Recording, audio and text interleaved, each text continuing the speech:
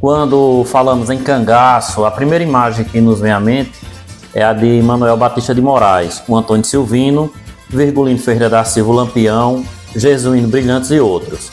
E não é para menos, eles se tornaram figuras icônicas e temidas desse fenômeno que marcou a história do semiárido nordestino brasileiro. Mas e se eu dissesse a vocês que a história do banditismo rural conta com mais personagens, inclusive com atuação no território de Taquaritinga e arredores? Para entender melhor a raiz desse movimento, precisamos voltar no tempo, para uma época em que figuras como Antônio Silvino mal engatinhavam. E é aqui que encontramos um personagem fascinante, mas pouco conhecido, o bandido Barraca. Diferente dos cangaceiros que viriam a seguir, Barraca não tinha a notoriedade ou a mística de um Antônio Silvino ou Lampião. Ele era simplesmente um bandido rural. Em outubro do ano de 1878, o jornal A Província do Recife noticia a prisão de Barraca e seu grupo, que aterrorizavam os arredores de Taquaritinga, na região entre Pernambuco e Paraíba, com roubos e violência. A reportagem enviada de Brejo da Mata de Deus nos dá um vislumbre importante sobre as motivações por trás dessa criminalidade.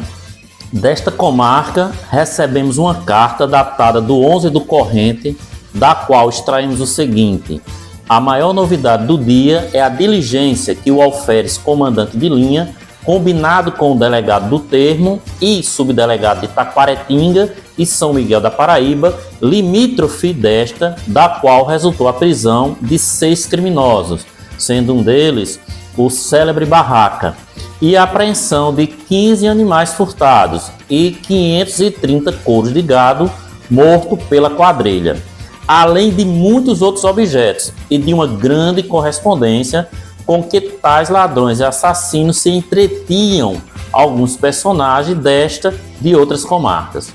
Segundo ouvi relatar, a quadrilha de ladrões compunha-se de 40 a 50 criminosos, com quartel-general em São Miguel e espalhados aqui e em outros lugares, donde furtavam gados e animais cavalares e os remetia para o acampamento. E dali saíam depois para serem vendidos por agentes que a quadrilha tem no sul da província e em outros lugares. Felizmente parece que ao menos por algum tempo ficará ela destroçada, com a prisão do chefe Barraca e fuga do não menos célebre Tenente Bandeira, criminoso de morte na Paraíba e um dos principais generais da quadrilha. Creio que, devido à grande seca, o furto de cavalo tem se desenvolvido ultimamente de modo espantoso e consta que outros grupos de ladrões estão formando neste termo, pelo que seria conveniente que o destacamento de linhas demorasse mais algum tempo aqui para persegui-los, visto que os 10 soldados de polícia que ultimamente chegaram são insuficientes até para guardar a cadeia, que contém atualmente 34 presos, alguns de bastante importância. Veja se consegue isso do doutor-chefe de polícia, que prestar-no-á um grande serviço. A pessoa que enviou a notícia ao jornal, ela faz uma observação importante. Ela atribui o aumento da criminalidade e dos roubos não a uma simples questão de maldade, mas à seca. Seria consequência da seca de 1877, sendo essa uma das piores secas já registradas no Nordeste, um evento que foi devastador e que forçou milhares de pessoas a migrar e que mergulhou a região Nordeste no caos.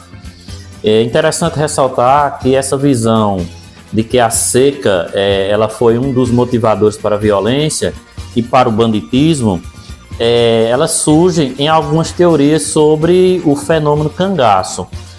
Alguns estudiosos do tema, principalmente autores ali do início do século XX, eles apontam a seca e a miséria como uma das principais causas para o surgimento e a expansão do fenômeno. A falta de recursos, a fome e o desespero realmente levavam pessoas ao limite. No entanto, essa teoria, essa tese, ela não se aplica a Manuel Batista de Moraes, Haja vista que ele adivinha de uma família bastante abastada, bastante rica.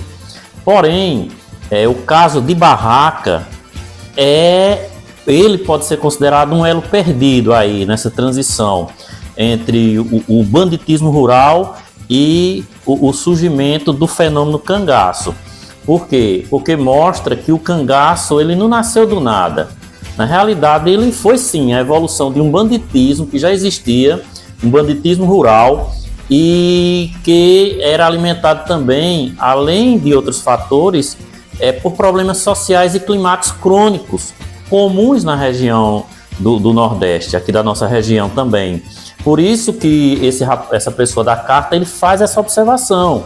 A diferença é que os cangaceiros como Antônio Silvino, eles elevaram esse banditismo rural a um outro nível, com um código de honra próprios, passando a seu estilo de vida que os tornavam lenda.